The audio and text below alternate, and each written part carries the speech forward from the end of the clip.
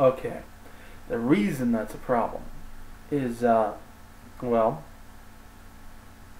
see, in the comics, that is a major thing.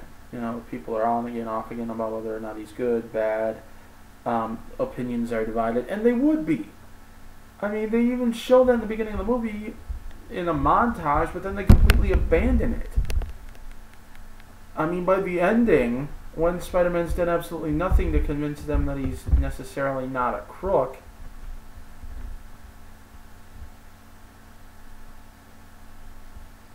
I mean, yeah, sure, he pulled a baby out of a burning building, okay? How does that change the fact that he's still going around doing X, Y, and Z that the people supposedly hated him for in the beginning? It doesn't. But, you know, people would be mixed about it. I mean, go on any YouTube video of a guy who pulls a gun during an armed robbery and stops the robbery. Starts shooting, firing on the robbers, chases him out of the building. You will find a split opinion of people who think this guy is a badass, he's awesome, you know, he did the right thing, he potentially saved lives, and other people who will say, no, by doing that he endangered more lives because, you know, he might not be trained in how to use that actually, or what if that had actually caused them to start shooting, or what if, you know, so on and so forth. You will find mixed opinions on that kind of thing. And the media will play on those mixed opinions. But really, all you have in the movie is this unfounded claim that he's a menace. You never understand why either. He's just a menace because Jameson says he's a menace. He's a menace. He wears a mask, so he's a menace. It's like, really?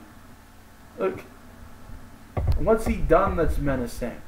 That's one strength that the new movie does definitely have over the last one. They explain very well why he would be at odds with cops and the populace and why he's viewed as a vigilante and a criminal. Because he does have a mask on, he's going around arresting thugs, stringing them up from light poles, indirectly interfering in police business. He's not authorized to do any of this. Everything that Spider-Man does as Spider-Man is technically illegal. Okay? The, you know, beating up these thugs on the street, he's not authorized to do that. He's not deputized to do that. It's assault. The, you know, sneaking in somewhere and doing investigation in the files, it's breaking and entering, trespassing, and all kinds of legal violations right there. But he does it because it serves a greater good. He is a vigilante. So, but, you know, they don't explain that in here. It's just he's a menace, runs around wearing a mask. What's he got to hide? That makes him a menace. It's not anything he's doing. It's that he's hiding his identity. That makes him the menace. And so we're supposed to believe that's why people don't like it, because it doesn't show his face. Really?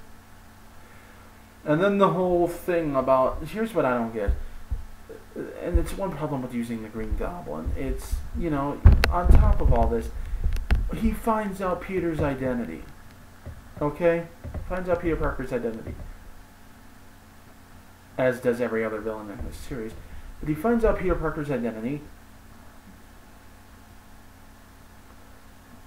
And yet at the end of the movie, Peter is all like, I can't be with you, Mary Jane, because if anyone ever finds out who I am, you're in danger. Even though she just got put in danger because someone found out who you were, despite you not being with her, and despite... It makes no sense. It really makes no sense. They go after her on the basis that she's a friend even. I mean, Lord knows that's why Ock went after Peter. You're friends with Spider-Man. I mean... Oh my god.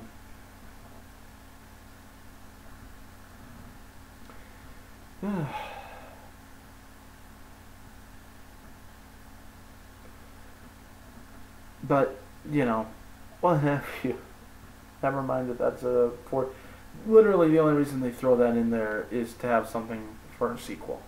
And I'm gonna... That's something for later though. But the point is, you know, that you really don't get that sense, especially since when Ock has the kids... Or, not Ock, sorry. The Goblin has the kids and everything on the bridge, and all those people start throwing crap at the Goblin, talking about how, you know, Spider-Man's one of us, you mess with one of us, you know, this is New York, you mess with one of us, you mess with all of us. Which totally wasn't cheesy. not near as cheesy apparently as cranes lining up. Whatever. Anyway.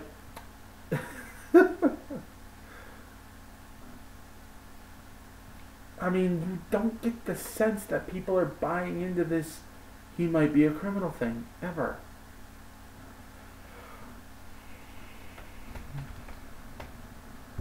Not once. And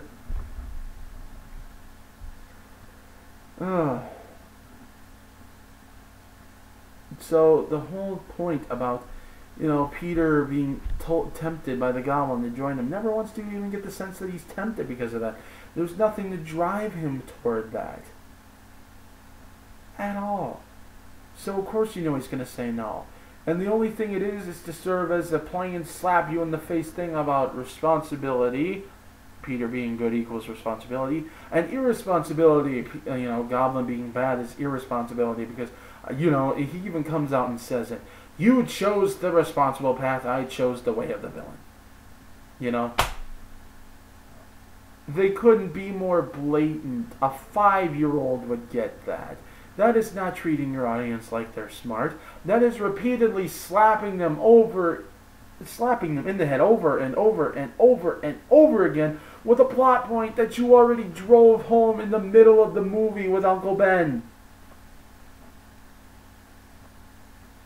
It's like, okay, so the movie's message is already delivered halfway through, but no, let's just keep beating our damn audience over the head with it because they are too stupid to get it otherwise. And yet we think that's the movie that treated us like we were intelligent. And then you have the whole strength thing. That does bother me. The serum increases your strength by 800 times. Assuming that Norman Osborn was even only ever able to lift 100 pounds, that would mean that he can now, the average guy can lift maximum 200 pounds, give or take. So you go ahead, increase that by 800 times. That's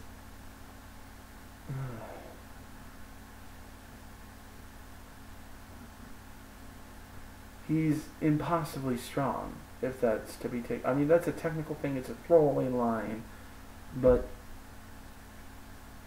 oh my God.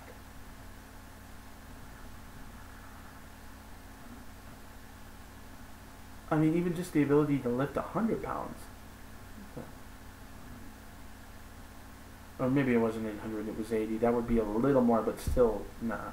Anyway, and then in the end, with the fight, it's like, I'm gonna, they rip off the whole Death to Gwen Stacy thing. They do.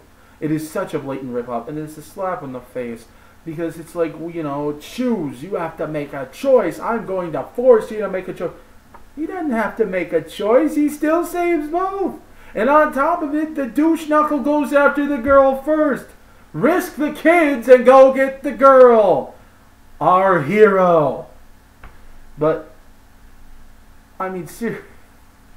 seriously. He drops the kids and the girl. Well, who's he go after first? The girl. Let's hope we can get to the kids in time, but no. We don't let that girl drop. And in the end, he saves both the kids and the girl. There was never a choice there. He could have done both, and he did. He didn't have to choose at all. So that completely negated that. Not once is he ever really forced to make a choice in this movie. He's already a good-natured guy in the beginning, and all he does is become the guy that he already kind of was tailor-made to be with the whole Spider-Man thing. He never really changes throughout the movies. Every lesson that he learns in the movies takes him right back to the guy he was in part 1. And then the fight. Oh God, the fight where the Goblin is literally kicking the ever-loving ass off of him.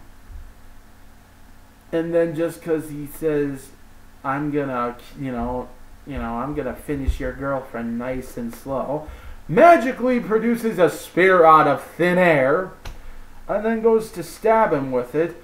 That whole, I'm going to finish your girlfriend nice and slow just happened to give him the strength he needed to take his half-exploded, battered and beaten body and just beat the hell out of a man that hasn't taken a scrap of damage up until now. And beat the hell out of him through armor, too. It is so cliche and trite and just blah. And don't tell Harry after he impales himself. Don't tell Harry. Why? I've actually heard people say, oh, he was being responsible. He didn't want to cause Harry pain. He didn't want to... What pain is he going to cause him there? What pain is he going to cause him in the long run? Well, let's see. There's this constant obsession over Spider-Man. There's this, so much so that it starts to consume his every waking moment. There's, let's see here, getting blown up at one point. There's, just by telling Harry,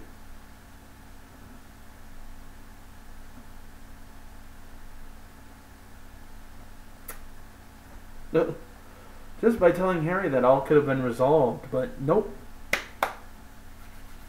Nope. Now, see, that's the difference with the comics, though. See, the Harry in the comics does find out that his dad's the Goblin. Why? Because the Peter Parker in the comics actually does the real responsible thing and leaves Norman there in his Goblin suit to be found by the police. Why? Because, well, see, that's justice. All these people that have been killed by the Green Goblin, they're finally going to know they got justice. They're finally going to know who it was that did it, and he's more or less paid for his crime. He's dead. You can't really make him pay more than that. Harry finds his dad, but see, Harry's not in his right mind anyway. Harry's burnt out on drugs. Lots of drugs. So burnt out that he doesn't even leave their apartment anymore for days at a time. Strung out. Big time. And he finds his dad there and he pulls the suit off of him. And he's the reason that no one finds out that Norman Osborn was the Green Goblin. Not because Peter pulled it off him and gently laid his stabbed corpse down on a couch, which of course anyone who just murdered a man would do. So I don't know where he comes to this conclusion that Spider-Man murdered my father, because Spider-Man is known for having his twin blades that he impales into people's abdomens and then takes their bodies home and lays them on the sofa in their room. Yeah. Then when you get to Harry, it's just so forced the way he becomes the Green Goblin.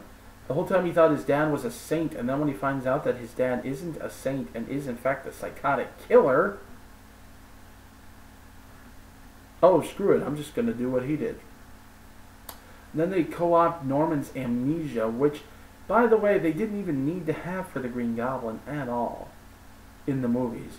The only reason it worked in the comics was it was a serial thing. This is a one-time thing. You don't need the amnesia. You don't need the split personality. Just have him be evil Goblin. But they co-opted for him, and then he gets his memory back, and then he comes up with a really lame-ass way to get at Peter.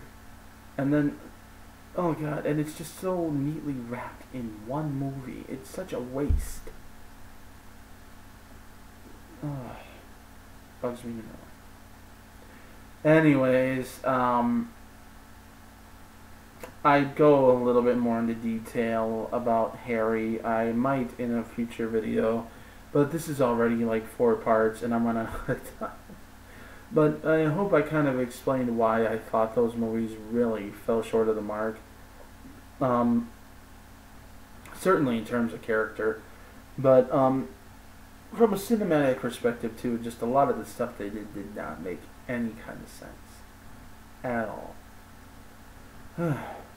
Especially that ending. Oh, I can't be with you because it'll put you in danger, even though, you were already put in danger when I wasn't with you, so that kind of makes no sense. But we need something to build a possible sequel on if this gets a sequel. So I'm Spider-Man. Swings away. Um, yeah, it. There's just a lot of stuff in there in those movies that was really, really bad, even from a, or at least stupid, even from a film perspective. So hopefully you guys understand my position a little bit better, and I will catch you guys later.